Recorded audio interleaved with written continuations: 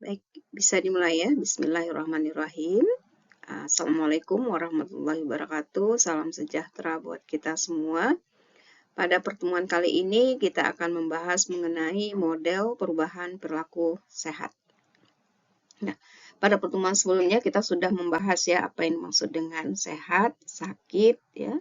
Kita juga belajar bahwa perilaku ya atau gaya hidup itu sangat menentukan terkait dengan kondisi sehat seseorang. Ya, bukan hanya itu, nanti dikaitkan juga dengan usia yang panjang. Ya. Jadi peran atau kontribusi ya perilaku ini sangat menentukan. Ya. Dan kita juga sudah belajar banyak hal ya, faktor-faktor yang menentukan apakah individu itu akan menjalankan perilaku sehat. Ya. Jika menjalankan, apakah perilaku sehat itu menjadi bagian dari kehidupannya, ya, apakah menjadi habit, ya. Ya, tapi banyak sekali faktornya. Ya. Nah, kali ini kita akan bahas mengenai konsep teori, di mana konsep teori ini diharapkan bisa membuat kita menjadi memahami, ya, apa yang membuat individu bisa memunculkan perilaku sehat. Ya. Ada berbagai faktor, baik individu maupun di luar individu itu tersebut. Ya.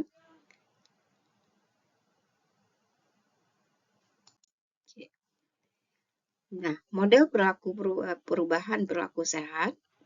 Jadi individu tidak dipandang semata-mata sebagai korban penyakit di sini ya. Kita punya kontribusi ya terkait dengan sakit kita ya.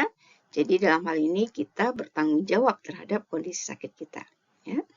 Nah, ini bisa kita rujuk dengan dua model utama ya, seperti halnya ilmu psikologi bahwa kita punya grand theory ya.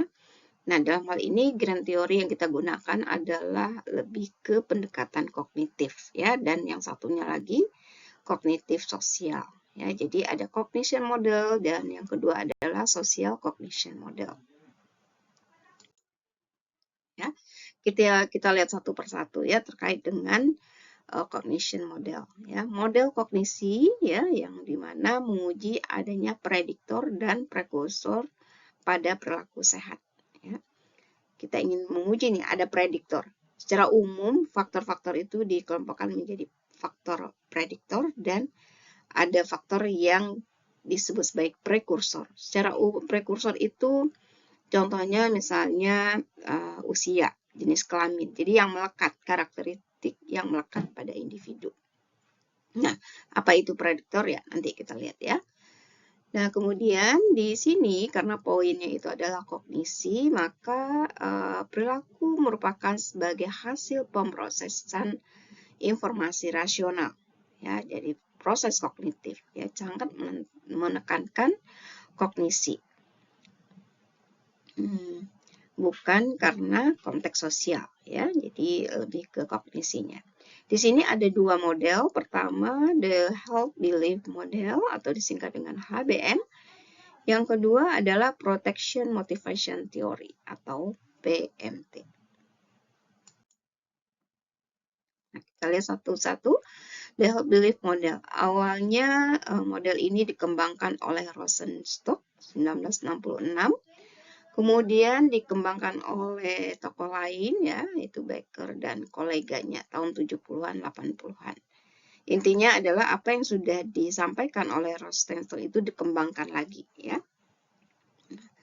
Model ini mengasumsikan bahwa perilaku sehat masyarakat ditentukan oleh persepsi mereka ya atas ancaman penyakit dan berbagai keuntungan serta kerugian dalam berperilaku tertentu yang terkait dengan masalah kesehatan. Ya. HBM diuraikan dalam usaha mencari cara menerangkan perilaku yang berkaitan dengan kesehatan. Dimulai dari pertimbangan orang-orang mengenai kesehatan. Ya. Jadi ada beberapa faktor, nanti kita lihat nih. Bagannya di sini sebelum bagan kita akan bahas dulu nih ya. Jadi kalau berfokus pada kognitif ya, dikaitkan dengan proses kognisi, maka di sini diawali dengan ada yang namanya proses persepsi ya. Di situ ada penilaian ya.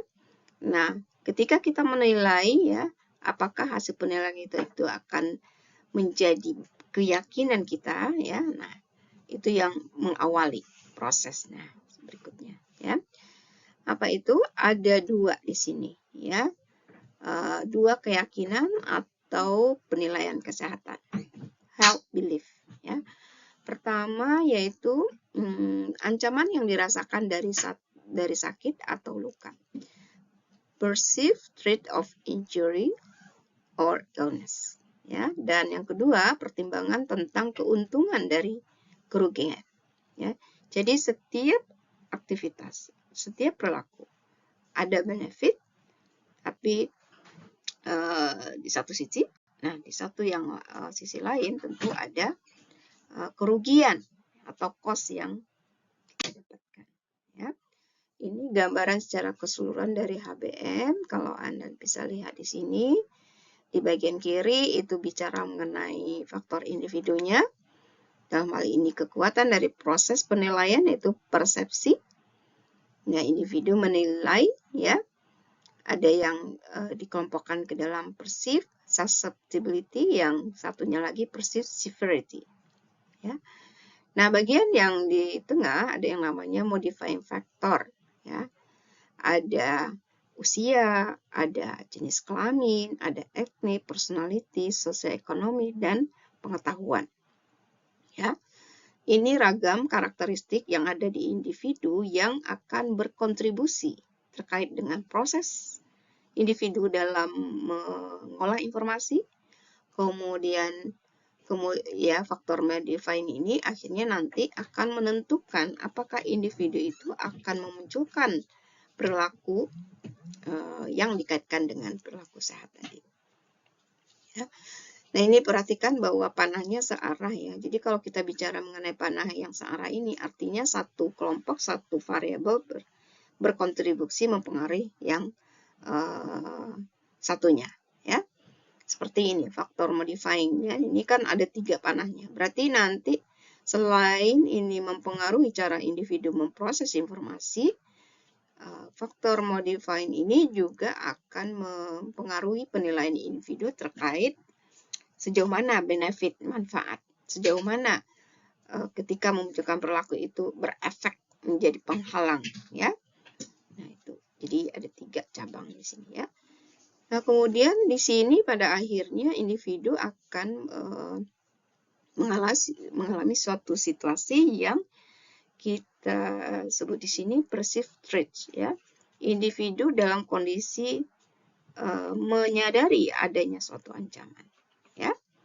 Ya, di sini juga ada syarat ya, aksinya ya, aksi-aksi yang mungkin terkait dengan apakah individu nanti ya memunculkan perilaku yang dikaitkan dengan kemungkinan ke arah ke perilaku sehat atau sebaliknya ya, atau tetap menjalankan perilaku yang tidak sehat. Kita lihat satu persatu komponennya. Jadi kebayang ya, ini ada memang kalau dilihatnya panahnya agak rumit, tapi setidaknya Anda kelompokkan dulu nih. Jadi bisa Anda kelompokkan nih 3 ini yang memudahkan. Nah, sebelum definisi dari masing-masing komponen tadi, nah ini coba saya gambarkan, kita kaitkan dengan kasus ya, aplikasinya, sehingga nanti pemahaman terkait dengan masing-masing sub komponen ini lebih mudah ya. Jadi aplikasi pemahaman health belief model. Misalnya kita berkaitan misalkan perilaku yang kita bahas yaitu adalah perilaku merokok, ya, kebiasaan merokok. Nah, di sini pertama kali yang terkait dengan penilaian susceptibility-nya seperti apa perilaku merokok. Nah, sebagai seorang perokok berat, ya, saya berisiko tinggi menderita kanker paru atau berkembangnya penyakit jantung, ya, penyakit jantung koroner misalnya, ya. Itu susceptibility-nya, kerentanan individu yang menjalankan perilaku merokok, ya, terkait dengan penyakit. Jadi probability-nya dia menilai gitu ya. Kemudian dari aspek kedua, persist severity, hampir semua penderita kanker paru meninggal dan mengalami serangan jantung misalnya. Hampir semua, walaupun kita nggak bicara estimasi perkiraan yang lebih tepatnya, tapi setidaknya ini individu menilai bahwa perilaku merokok terkait dengan severity, kemungkinan dia akan mengalami penyakit jantung dan paru gitu ya, kanker paru. Nah, dua hal ini ya mempengaruhi ya kepercayaan individu, belief individu terkait ancaman kesehatannya ya. Kemudian dua penilaian berikutnya, nah ini perceived benefit. Jika saya berhenti merokok ya, dikaitkan dengan perilaku merokok tadi, resiko saya mendapatkan kanker paru atau berkembangnya penyakit jantung akan banyak berkurang ya. Itu benefit ya. Ini penting karena kalau nggak ada penilaian ini, jadinya cenderung tidak terukur ya. Jadi ada dua sisi nih. Yang berikutnya perceived barrier. Saya akan kehilangan kesenangan merokok. Tapi ada juga ya yang menjadi hambatan nih. Kalau satu, resiko saya untuk penyakit kanker paru berkurang kalau saya berhenti. Demikian juga perkembangan kemungkinan mengalami penyakit kronis, penyakit jantung ya. Tapi kalau saya berhenti, kenikmatan dalam merokok ketika saya butuh refreshing itu saya nggak dapatkan gitu ya. Saya akan betul-betul sangat menderita nih gitu ya. Nah, dua hal ini bisa menjadi ya istilahnya penilaian individu yang akhirnya mana yang lebih kuat nih. Nah, di sini disimpulkan percaya pada keefektifan dari perilaku sehat. Jika ini memang perceived benefit itu menjadi concern yang melebihi dari hanya sekedar untuk mendapatkan kesenangan, maka individu percaya bahwa perilaku sehat itu akan mengurangi risiko-risiko terkait penyakit yang tadi yang dibahas ya. Maka individu akhirnya menghentikan perilaku merokok ya. Nah, itu gambaran dinamika proses berpikir individu menurut model HBM. Ya, jadi ada 3 subaspek ya, ini susceptibility, severity, benefit, dan barrier ya.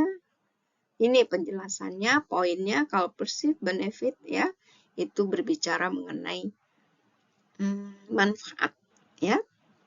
Barrier-nya, penghalangnya untuk memunculkan perilaku sehat. Itu aja, barrier, penghalang ya, menghambat ya intinya. Kalau benefit artinya suatu hal yang dikaitkan dengan keuntungan. Yang susceptibility tadi ya, penilaian subjektif terkait dengan resiko untuk mendapatkan penyakit. Dan severity artinya ya resiko penyakit kalau nggak mengakibatkan kematian mungkin nggak dianggap nggak severe, jadi agak sulit tuh, bisa jadi menghalangi individu untuk memunculkan perilaku untuk berhenti merokok ya. Jadi ini severity, keparahannya. Nah, ternyata di sini severity nggak semata-mata dikaitkan dengan resiko terkait dengan kematian, tapi juga kalau ya konsekuensi sosial dari menderita suatu penyakit ya. Ya, artinya risiko lain ya keluarga kita gitu ya. Buruk kesehatan keluarga kita. Nah, efeknya gimana? Apalagi kalau yang perokok itu adalah pencari nafkah utama. Ya. Kemudian di luar 4 komponen tadi, ya, ada modifying variable, sudah dijelaskan ya, ini macam-macamnya. Kemudian ada cues to action, perilaku juga dipengaruhi oleh cues to action, yaitu kejadian, orang-orang atau apapun yang menggerakkan orang untuk mengubah perilakunya. Ya, itu mengenai HBM. Semoga bisa dipahami ya. Nah, apa terkait dengan model tadi sebenarnya ada kritik ya terkait dengan model HBM karena lebih banyak berfokus kepada individu, tidak ada aspek sosial ya, aspek lingkungan tidak dibahas di situ ya. Jadi lebih banyak ya aspek individu saja gitu ya intinya. Tidak ada mengembangkan aspek emosi juga, jadi kognitif saja. Ya, nah sekarang kita lihat pendekatan yang kedua atau model kedua, protection motivation theory. Ini sebenarnya perluasan dari HBM ya, dari kritikan terhadap model HBM. Kemudian ada faktor lain yang ditambahkan. Ini dikembangkan oleh Rogers ya. Rogers ini tokoh ini ya, psikologi yang sudah banyak dikenal ya. Nah, kemudian di sini apa lagi? Nah, PMT mengklaim bahwa perilaku terkait kesehatan adalah produk dari 4 komponen. Severity, susceptibility, respon effectiveness, dan self-efficacy. Ya, kalau kita lihat relatif hampir sama ya dengan HBM, namun ada faktor self-efficacy di sini ya yang ditambahkan. Kita lihat. Di PMT adalah suatu proses penilaian ancaman dan proses penilaian tanggapan yang mengakibatkan niat untuk melaksanakan tanggapan menjadi adaptif ya dan atau maladaptif ya. Adaptif artinya individu perilaku yang muncul itu akan melindungi individu ya. Sedangkan maladaptif perilaku yang masih anggaplah tidak sehat tadi akan menempatkan individu kepada resiko ya untuk mendapatkan penyakit. PMT adalah teori perilaku yang berfungsi mengembangkan intervensi untuk mengurangi ancaman pada individu dengan penilaian dan mengintegrasikan konsep psikologis, sosiologis, dan bidang lain yang terkait. Ya.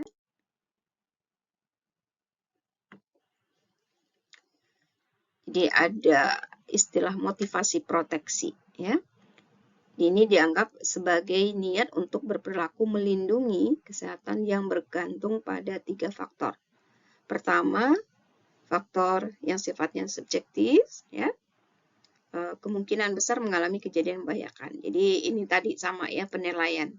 Sejauh mana kerawanan, kerentanan individu untuk mengalami penyakit tertentu, ya. Kedua, evaluasi kejadian perceived severity. Ya, jadi mengevaluasi tingkat keparahan yang mungkin akan dialami. Yang ketiga, persis efikasi dari tindakan proteksi yang diberikan dalam menghindari risiko. Ya, jadi bicara keefektifan ketika dijalankan perilaku sehat, ya, jauh apa keefektifannya, ya. Ini gambaran sederhana dari PMT, ya, PMT teori, ya, Basic of Protection Motivation Theory. Ini jadinya, jadi ada tambahan ya, severity, susceptibility sudah ada tadinya, diistilahkan respon effectiveness dan self-efficacy. Plus ada fear, ya, rasa takut. Jadi ini sebagai tanggapan ya, kritik dari model HBM tadi. Ada faktor emosi, self-efficacy ditambahkan juga, ya. Nah, komponen-komponen ini akhirnya mempengaruhi intensi individu untuk memunculkan perilaku dan akhirnya muncul perilaku, ya, perilaku sehat tentunya. Ya. Ini saya berikan gambaran ya untuk mempermudah. Sebenarnya banyak sekali kasus ya yang bisa kita bahas ya. Kalau tadi perilaku merokok, kalau ini kaitan gaya hidup sehat, bisa saja nanti Anda cobakan terkait dengan berbagai macam jenis perilaku ya yang ingin kita terapkan ya. Misalnya ini gaya hidup terkait dengan diet ya, kesehatan makan gitu ya. Apakah terkait dengan pola minum ya, alkohol dan sebagainya ya. Minum juga banyak. macam-macam ya, pengguna dan sebagainya, terus aktivitas-aktivitas yang memang ingin kita kembangkan ya, berolahraga. Nah, coba kita bisa breakdown terkait dengan teori. Nah, ini kasusnya misalnya kita akan membahas terkait dengan target perilaku diet sehat ya, diet sehat.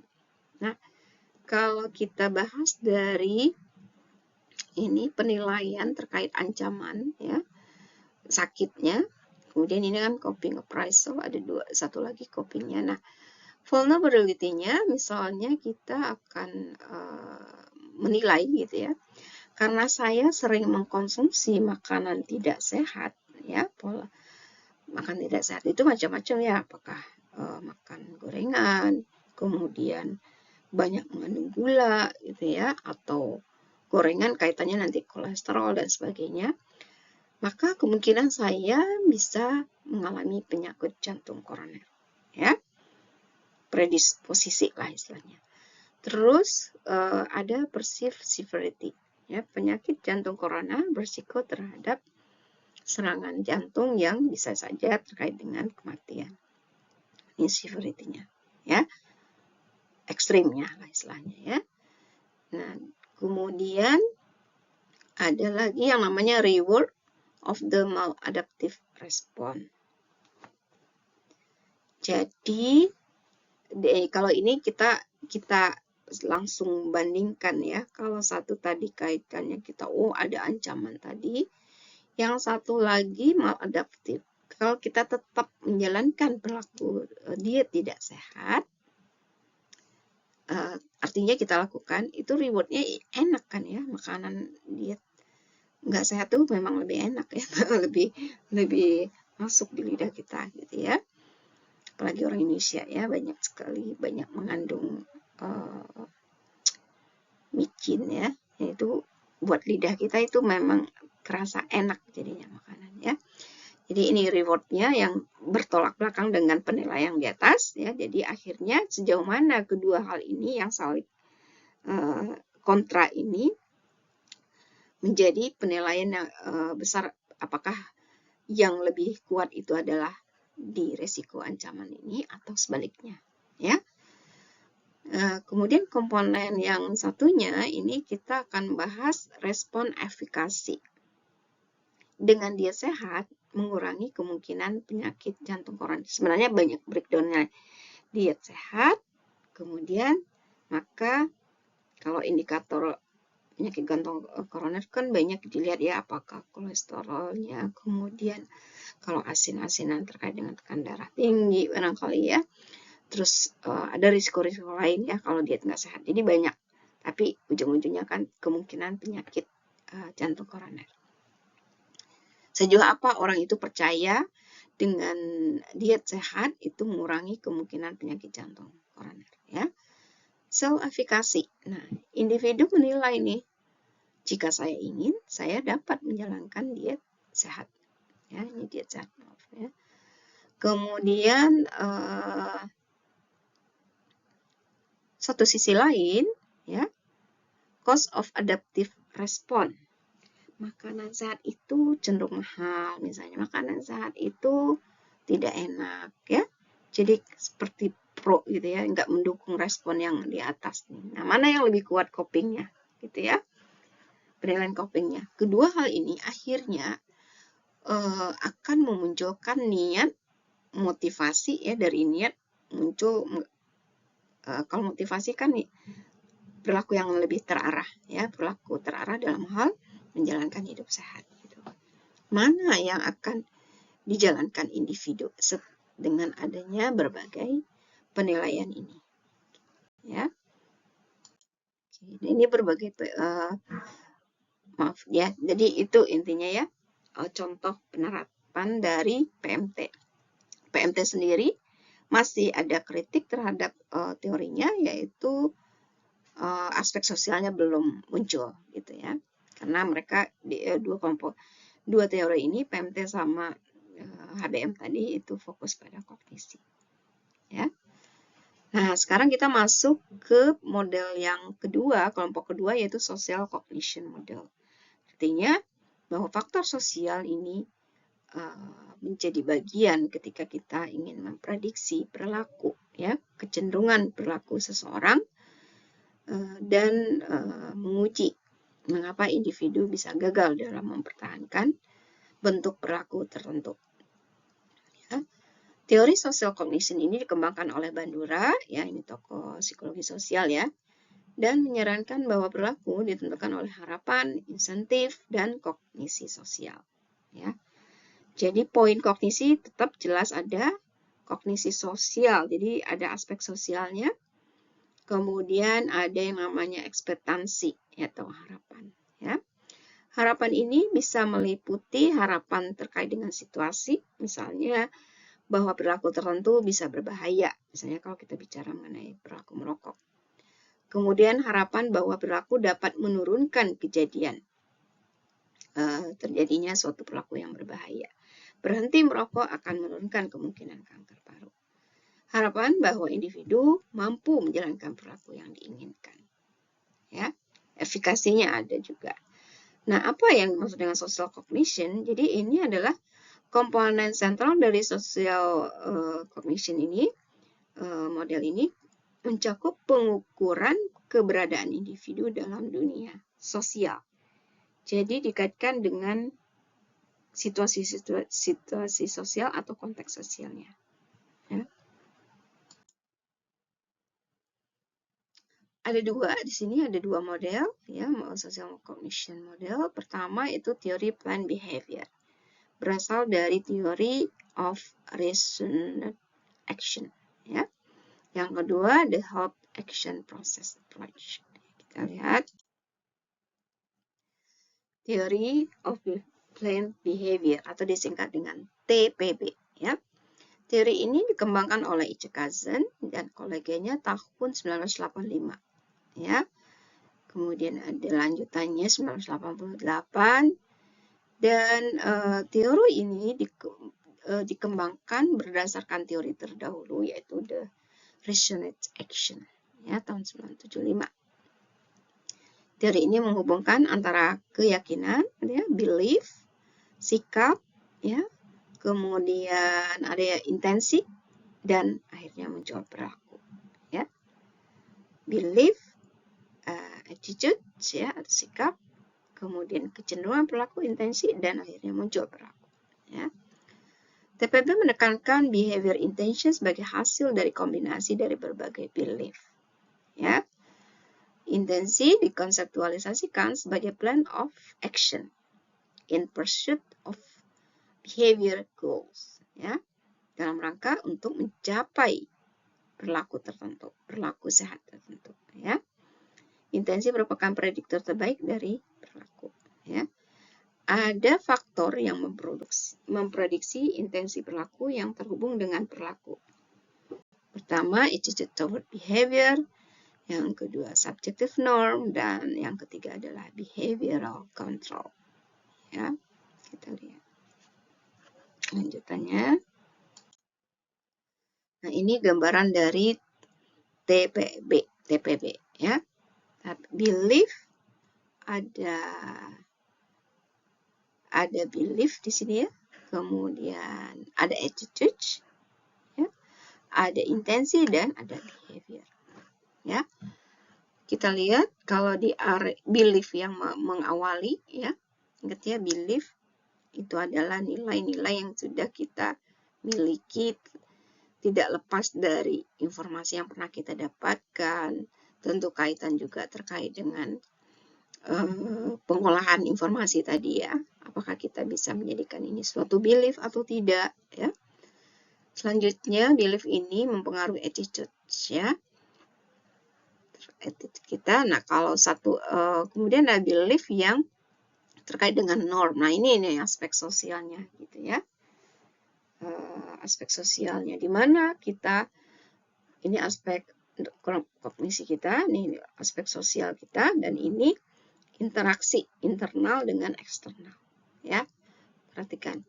Jadi ada belief about outcome, evaluation of this outcome, ya. Nanti kita lihat contohnya. Coba kita bahas terkait dengan contohnya ya. Kemudian ada belief about important others attitude to behavior. Jadi kita menilai bagaimana orang lain, orang-orang sekeliling kita terkait dengan perilaku yang kita lakukan itu. Dan itu menjadi norma subjektif bagi kita. Keluarga kita meyakini, keluarga saya menganggap perilaku merokok itu perilaku yang tidak baik. Ya, beda kan kalau menganggap perilaku keluarga saya menganggap perilaku merokok hal biasa-biasa. Toh ibu saya, orang tua saya, kakek saya juga merokok gitu ya. Itu menjadi norma ya. Kemudian dengan adanya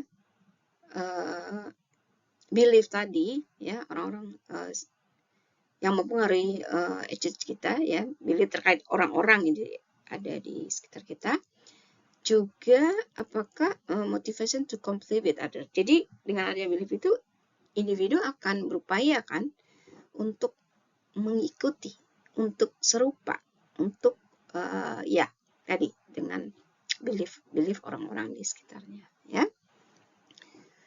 Nah, yang ketiga internal control factor ya, bagaimana dari penilaian tadi akhirnya internal tadi ya, bagian dari kita, eksternal tadi ya, dan akhirnya akan menjadi kontrol bagi perilaku kita. Nah, semua ini kelompok tiga ini akan mempengaruhi tensi. Yang ini bisa jadi langsung nih. Kalau lihat panahnya ya, behavioral control itu bisa berpengaruh langsung terhadap perilaku, nggak perlu ke intensi. Ya, jadi ini bisa akses secara langsung. Gimana itu kita lihat ya nanti di contohnya. Behavioral intention tadi ya. Jadi ini adalah intensi yang merupakan indikasi kesiapan seorang untuk melakukan perilaku tertentu dan dianggap sebagai pendahulu ya, yang mengawali intensi, niat ya. Intensi ini dibentuk oleh sikap seperti terhadap tingkah laku, norma, dan persepsi terhadap kontrol tingkah laku. Jadi ada yang tiga tadi ya.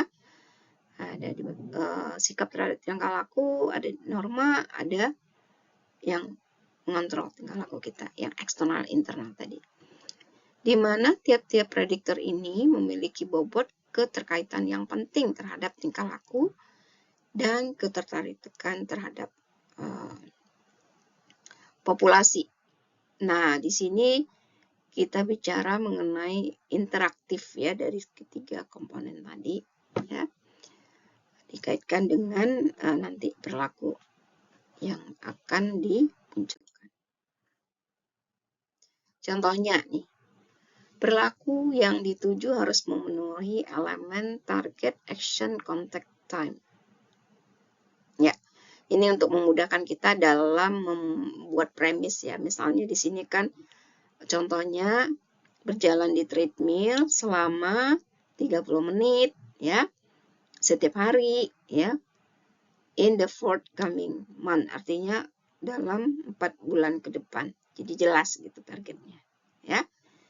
Targetnya adalah berjalan di menggunakan treadmill selama 30 menit ya, setiap hari ya. Berapa lama? Selama 4 bulan ya. Anda juga bisa lihat ya di buku Taylor ini ada saya sebutkan halamannya untuk melengkapi kemampuan pemahaman ya, atau contohnya. Nah, kita merujuk dulu ke ATB, Attitude Toward Behavior. Ya, ATB ya. Ini kan tadi sudah dipengaruhi oleh ini ya, belief ya. Jadi ATB adalah derajat perilaku ya terhadap terkait dengan perilaku tertentu yang secara positif atau negatif nilainya bisa kita nilai ya.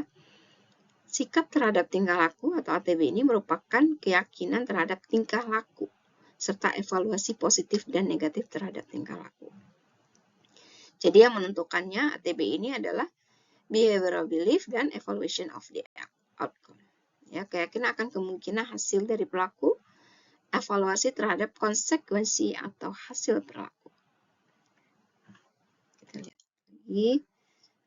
Nah, ini tadi sudah dibuat ya suatu premis bahwa kita akan memiliki target akan berjalan selama 30 menit pada treadmill setiap hari selama 4 bulan ke depan, ya. Kita nilai dalam perspektif tadi, negatif dan positif, ya. Bad, good, worthless, valuable, harmful, beneficial, ya. Nah, ini akan menentukan nih apakah kita akan cenderung untuk mengarah kepada perilaku menjalankan ini ya, berjalan di treadmill ini, ya. Apakah berbahaya? Artinya harmful atau benefit, ya. Ini juga ada gradasinya, bisa dipilih di antara rentang ini. Baikkah atau buruk? Worth it atau tidak, ya, tidak berguna atau sebaliknya valuable. Nah, ini nanti bisa diukur. Jadi kalau kita ingin melakukan penelitian atau riset, mengkaji terkait dengan faktor-faktor yang mempengaruhi perilaku individu, ya, menggunakan TPM ini bisa diawali dengan ya menilai ya range ya individu terkait penyakit itu, terkait target perilaku itu.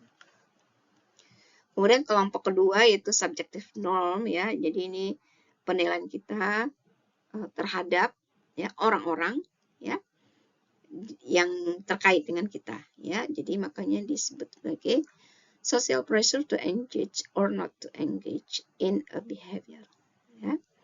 Norma subjektif yang penting dan berarti bagi dirinya agar melakukan atau tidak melakukan tingkah laku dan motivasi untuk memenuhi keinginan atau harapan orang yang berarti bagi dirinya. Kenapa ini penting ya? Iya, kita kan hidup nggak sendiri di sini ya. Makanya harapan dari pasangan, harapan dari orang tua pasti akan mempengaruhi bagaimana sejauh mana tadi keinginan atau kaitan tadi ya orang-orang sekeliling kita bagaimana melihat perilaku kita ini. Sehingga akhirnya apakah kita berhenti atau akan tetap menjalankannya ya. Nah, ini namanya norma subjektif ya. Terbentuk dari ada normative belief dan motivation to complete ya. Jadi ada yang menganggap bahwa ya pandangan orang di sekelilingnya itu jadi bagian keyakinan dia gitu ya. Keyakinan individu seseorang mengenai apa yang orang lain pikirkan tentang yang harus ia lakukan. Sejauh mana dia meyakini. Misalnya pasangannya nggak setuju, dia merokok gitu ya. Sejauh apa social pressure dalam ini pasangannya ini berpengaruh terkait bahwa penting sekali bahwa untuk berhenti merokok misalnya. Yang kedua, motivation to complete. Mau mengikuti enggak ya pandangan tadi orang-orang sekelilingnya. Dia mau mengikuti tidak? Ya, motivation to complete ya. Dia sih percaya bahwa orang-orang terdekatnya gitu ya pandangan bahwa perilaku merokok itu tidak baik, dia percaya, tapi dia nggak komplit, bisa juga, tapi dia nggak ikut, bisa ya. Nah, ini bedanya ya, jadi kognitif dengan actionnya itu berbeda. Jadi contohnya, most people who are important to me think that I should not atau I should ya, dia akan bisa nilai ya di range mana nih ya. Ya, jadi perilaku merokok, berpikir perilaku merokok itu seharusnya harus dihentikan atau tidak gitu ya. Nah, kalau ini contohnya who are important to me think that walk on a treadmill for at least 30 minutes each day in the forthcoming month ya. Tuh. Sejauh apa nih? Ya. Kemudian kelompok ketiga yaitu perceived behavior control. Ini merujuk kepada persepsi orang-orang terhadap kemampuannya untuk memunculkan perilaku yang diharapkan. Ya. Jadi belief bahwa individu dapat melakukan ini ya perilaku tertentu berdasarkan pertimbangan faktor internal dan faktor eksternal. Ya. Jadi dia akhirnya bisa membuat abstraksi. Apakah dia yakin bahwa dia akan memunculkan perilaku tersebut setelah mempertimbangkan ada faktor internal dan eksternal. Internal apa? Skill, kemampuan, informasi yang dia miliki, ya. Jadi kembali lagi ke treadmill, pertimbangan internalnya dia punya, kalau nggak punya alat misalnya, apakah dia mampu misalnya untuk menjalankannya di ada gyms ya, misalnya dia harus bayar gitu ya, ikut di situ. Informasi cukup lengkap nggak dia memperoleh informasi bahwa menjalankan berjalan 30 menit treadmill setiap hari itu pengaruh terhadap kesehatan gitu ya. Terus yang eksternal misalnya hambatan, kesempatan dan sebagainya. Ya, jadi faktor di luar dirinya, ya. Penghayatan akan mudah atau sukarnya menampilkan perilaku dan diasumsikan merupakan refleksi pengalaman masa lalu dan juga kesukaran dan hambatan yang diantisipasi. Ya, artinya ini pertimbangan-pertimbangan internal dan eksternal itu tidak lepas juga dengan pengalaman sebelumnya. Ya, sulit ternyata untuk bisa komit untuk jalan setiap hari di treadmill itu. Pengalaman sebelumnya, informasi sebelumnya susah gitu ya. Yaitu dinamika bagaimana individu menilai terkait dengan faktor internal dan eksternal ini. Sehingga akhirnya muncullah ada yang namanya control belief. Ya. Nah ini, apa itu control belief? Dicontohkan, for me to on a treadmill for at least 30 minutes each day in the forthcoming impossible. Misalnya. Atau possible. Ya. If I wanted, I could walk on treadmill for at least 30 minutes each day in the forthcoming months. Maka, ya jika saya ingin, saya bisa. Nah, itu pernyataan. Orang menilai apakah benar itu pernyataan itu atau definitely false, ya. Jadi ini bentuk-bentuk assessment yang bisa kita berikan atau kita sampaikan kepada subjek memang yang ingin kita bahas ya, sejauh jadi lebih terukur gitu, kebayang ternyata dia sama sekali nggak percaya ya, sulit misalnya ya. Jadi itu akan memperlihatkan gambaran yang lebih detail terkait dengan bagaimana akhirnya individu bisa memunculkan perilaku yang dijadikan target ya. Menurut TPB, 3 faktor tersebutlah yang memprediksi intensi perilaku yang kemudian terhubung dengan perilaku. Ya, jadi ada 3 komponen ya. Toward behavior, subjective norm, dan control belief. Ya.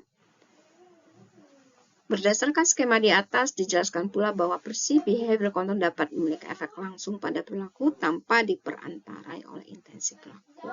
Ya. Jadi ini yang tadi control belief. Ya, berikut pendekatan terakhir ya, model the whole action process approach ya, atau disingkat HAPA, dikembangkan oleh Schwarzer 1992 yang mengungkapkan bahwa perlunya mengikutsertakan elemen temporal dalam memahami belief dan behavior. Kalau merujuk dari teori plan behavior yang sudah kita bahas tadi, ya, Anda bisa lihat memang lebih kompleks, ya. Namun di situ tampaknya tidak mencoba menjelaskan bagaimana proses interaktif dari berbagai faktor, ya. Nah ini HAPA ini melengkapi ya pendekatan atau teori sebelumnya. Nah di sini dijelaskan bahwa self-efficacy sebagai penentu intensi perilaku ya dan perilaku aktual. Perbedaan dengan teori sebelumnya ya, di sini teori ini mengelompokkan menjadi ada 2 nih ya, ada 2 tahap. Pertama terkait dengan motivational stage, yang berikutnya adalah action-nya ya, action stage atau maintenance stage ya. Jadi motivational artinya sebelum sampai ke aksi ya. Nah, di sini ada komponennya self-efficacy, outcome expectancies, dan treat appraisal. Ada 3, self efficacy, outcome expectancies, dan treatment appraisal. Yuk kita lihat satu-satu ya.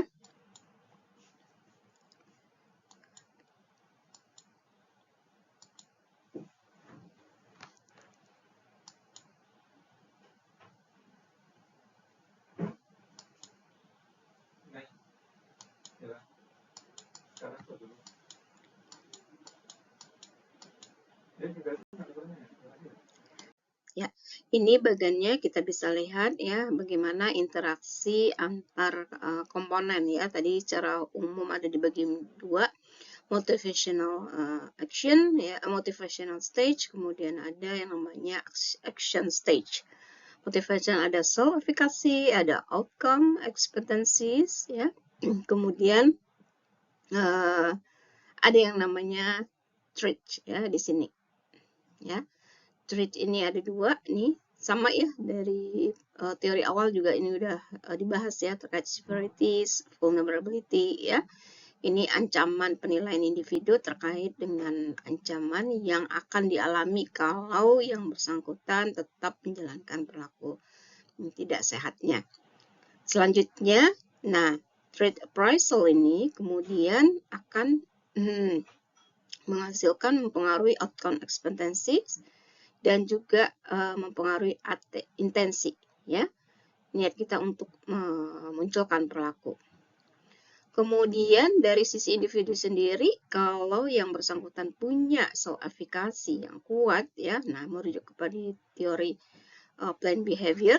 Nah di situ kan ada beberapa komponen ya yang membuat individu menjadi yang yakin bahwa dia akan sanggup menjalankannya. Ada 2 ya, ada internal, ada faktor eksternal. Nah, kemudian komponen kedua ya, action stage. Di sini ternyata ada volitional process dan ada social support ya. Jadi ada kelompok sosial yang akan mendukung ya terkait dengan proses kita akan memunculkan perilaku ya. Ini ada namanya volitional process, action plans, dan action control. Udah kebayang ya? Nah, coba kita lihat satu persatu. Ya, ini ada 3 ya bagi kelompok, ada tahapan motivasi. Pertama itu self efficacy. Saya yakin berhenti merokok. Jadi individu yakin bahwa yang bersangkutan bisa untuk menjalankan perilaku berhenti merokok. Kemudian ada yang kedua nih, outcome expectancies ya. Ini dengan melakukan perilaku berhenti merokok, maka akan meningkatkan kesehatan ya. Itu harapannya ya. Nah, ini juga dipengaruhi oleh social outcomes expectancies ya. Apa itu? Orang lain. Nah, orang lain ini bisa berupa pasangan, intinya orang-orang terdekat ya, menginginkan saya berhenti merokok, dan jika saya berhenti merokok saya akan mendapat persetujuan dari mereka ya, artinya menjadi penguat gitu ya. Pasangan, orang tua ya, orang tua bisa ibu, bisa ayah, siapa lagi, atau tokoh-tokoh yang otoritas, misalnya Anda di perkuliahan ya, bisa jadi dosennya dan sebagainya ya.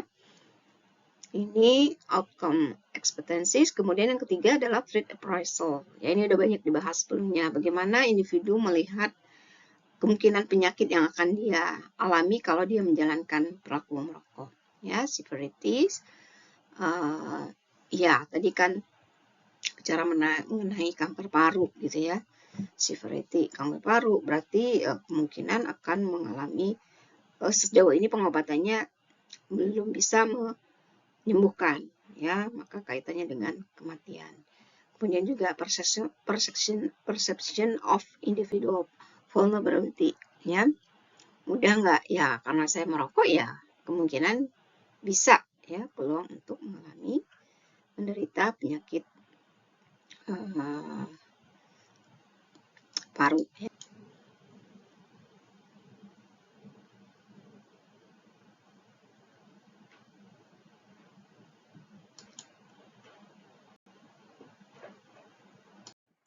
Baik ya, ini tahap kedua itu di action stage, terdiri dari kognitif, behavior, dan situational. Ya, kita lihat contohnya. Gimana nih faktor kognitif kita bekerja pada saat kita individu ditawari rokok ya, yang berniat untuk berhenti merokok. Jika ditawari rokok, saya berusaha untuk tidak merokok lagi. Saya membayangkan bahwa ya tembakau ya zat aktifnya nikotin gitu ya membahayakan perilaku saya. Ya. Jadi ada proses membayangkan yang itu merupakan bagian proses kognitif ya untuk tetap actionnya itu tidak merokok. Yang kedua, behavioral. Saya bisa bertahan saat ditawari rokok dengan mengingatkan diri saya bahwa saya bukan perokok. Ya. Jadi behaviornya saya bukan perokok, saya tidak mau meskipun ditawari rokok. Situationalnya ya meskipun orang-orang teman-teman saya yang mendorong saya ada sebagian yang mendorong. Nah, orang-orang yang membuat saya tetap tidak menjalankan perilaku merokok itu adalah situasionalnya, ya pasangan tadi ya, atau kalau Anda di rumah belum berkeluarga berarti orang tua yang membuat Anda tetap menjadi individu yang tidak merokok, ya. Nah, ketiga komponen ini ya tentu berintegrasi, berproses ya, dan akhirnya menentukan perilaku apakah menjadi menginisiasi ya atau sebaliknya tetap mempertahankan melalui mekanisme self-regulatory proses. Jadi tetap kita yang menjadi dasarnya individu ya. Ya. Bagaimana individu meregulasi, mengatur berbagai faktor di dirinya sendiri ya tentunya dan faktor luar dan mekanismenya tadi banyak sudah ya. Nah, itulah. Jadi ini yang akan menentukan pada akhirnya apakah individu akan menjalankan perilaku merokok atau tidak. Ya. Jadi itu ada 4 model ya kita pelajari terkait dengan bagaimana kita bisa memprediksi, menjelaskan perilaku sehat. Ya. Dasarnya model kognitif dan satunya lagi sosial kognitif. Ya, jadi ada 2 itu. Ya. Ya mudah-mudahan dengan adanya contoh Anda bisa memahaminya dan silakan ya dicoba explore lagi bahwa di buku teks Anda bisa menemukan berbagai contoh atau kasus ya yang terkait dengan penerapan dari model-model yang kita bahas ini. Terima kasih semuanya atas perhatiannya, mudah-mudahan bisa dipahami dengan baik. Saya tutup sesi kali ini. Wassalamualaikum warahmatullahi wabarakatuh.